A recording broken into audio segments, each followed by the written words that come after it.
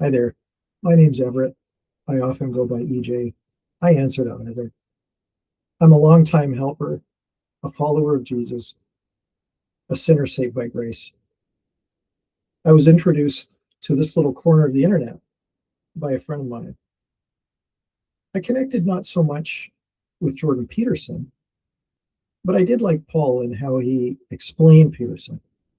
And I'm talking about Paul Vanderklay, of course.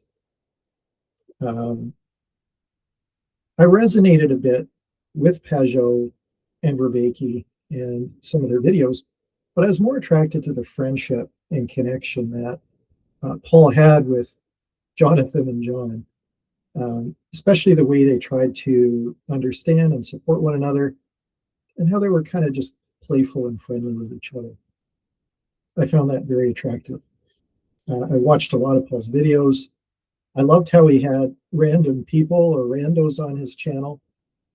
And I felt like each person got to experience the gift of being seen and heard. I started seeing other characters, guys like Chad and Grim Grizz, and then Neil and Mark D. Parker. These characters really put themselves out there. And I had deep respect for that.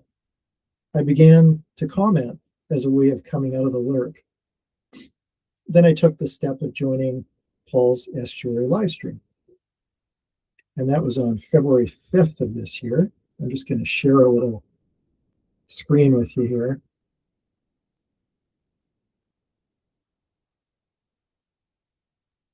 And so this was the one that I got to be a part of with Terry Murphy and some other people.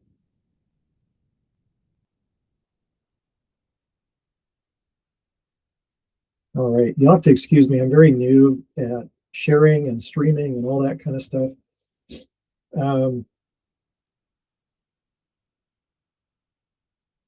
I got to meet Paul in person as well.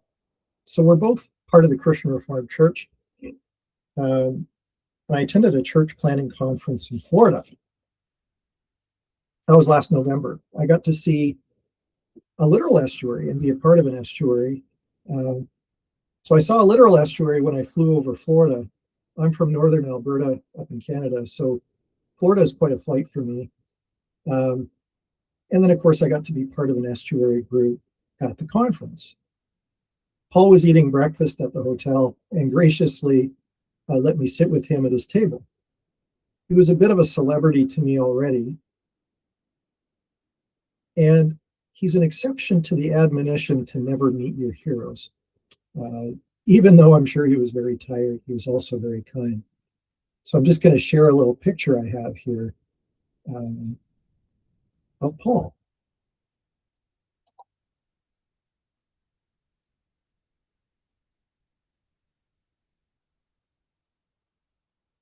All right, so as I show you that picture, you can tell I was having a lot of fun, and Paul is very tall.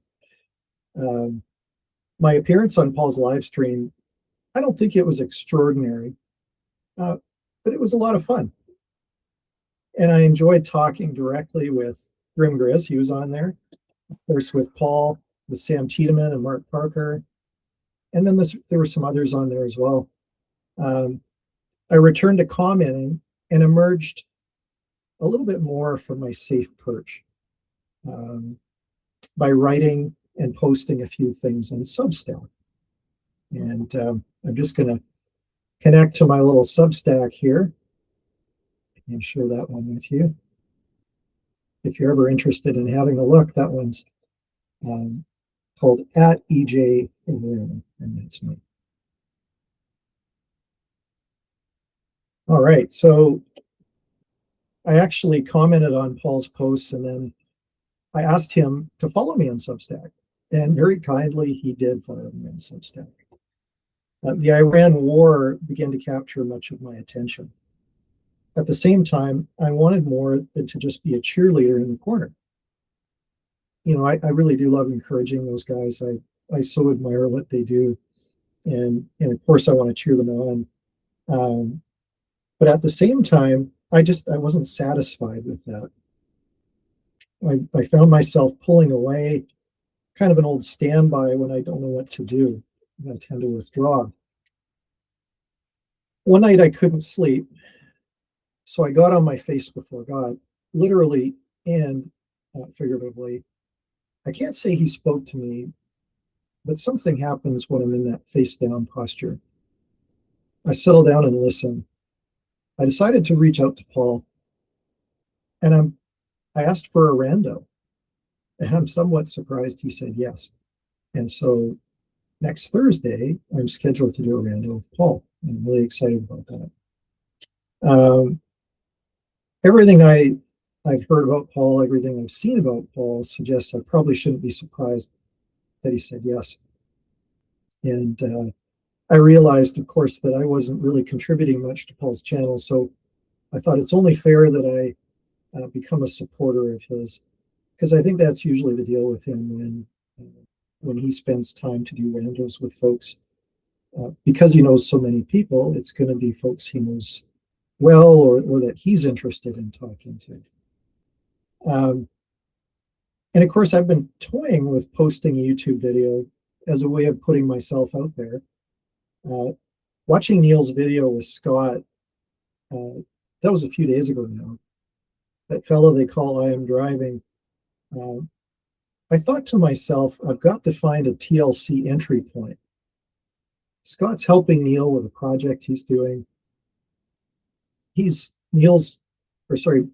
Scott's kind of interested in some things that maybe I'm not as interested in, gardening, that sort of thing, but I just love it that he lets people into his life. And I think for me, that's the next part of what I need to do is kind of break out of the box. In the Barbie movie, the chair of Mattel was trying to make everything better, and he told Barbie to get back in her box. And I certainly don't look like her, but I don't want to get back in the box. I like being a little bit out of the box now. So I kind of honestly hope that someone in the corner would just see my comments and think I was such a cool guy that maybe they would just invite me to come on their channel, but life doesn't really work that way, not in the attention economy. And I do love the TLC and its characters, and I do feel I have something to offer, but I'm not sure exactly what that is. And so I kind of have this idea. I've been in recovery for about 5 years, and it's an anonymous program, and so I won't say more about that. But I've also run a recovery group in my church, and one of the things I always wanted when I joined a recovery fellowship was to bring some of that back to the church, because man, you just don't find togetherness like that anywhere else, except maybe at times in this little corner. And so I've been running that 12-step program for some guys in my church. I'm also training to be an estuary leader. You may all know John Van Donk, but if you don't, I'm just going to I'm just going to share again. This is a place called estuaryhub.net, and this is where you can learn all about estuaries. So Van Donk has been kind enough to train me to be an estuary leader, and so slowly on, I've been building some skills at doing that. And what I'd love to do, and I think I'll make another video about this, is I'd like to kind of marry the two ideas of 12-step recovery and estuary. Because most people, in my experience, even if they maybe have a habit that they're trying to break, some area of their life where willpower is failing them, I mean, 12-step groups are the last house on the block. And so most people are not going to go there, but they might go to an estuary. At the same time, I think there's a lot of folks in estuaries that probably have been in 12-step groups. And so I'd love to do an estuary themed, a 12-step themed estuary group. and just see how that goes. Maybe if I add a campfire and a camp out, maybe Grizz and some other guys, Skankenstein maybe would like that. All I know is that I have to do what Mark Parker, Scott, and many before them have done and just get out there and get some skin in the game. So I'm really excited about doing an actual rando next week, but I just wanted to kind of pitch this idea in video form. If nobody ever watches it, at least I have it locked away in my hard drive. So thanks very much. And if you hear this, I'd love to hear back from you.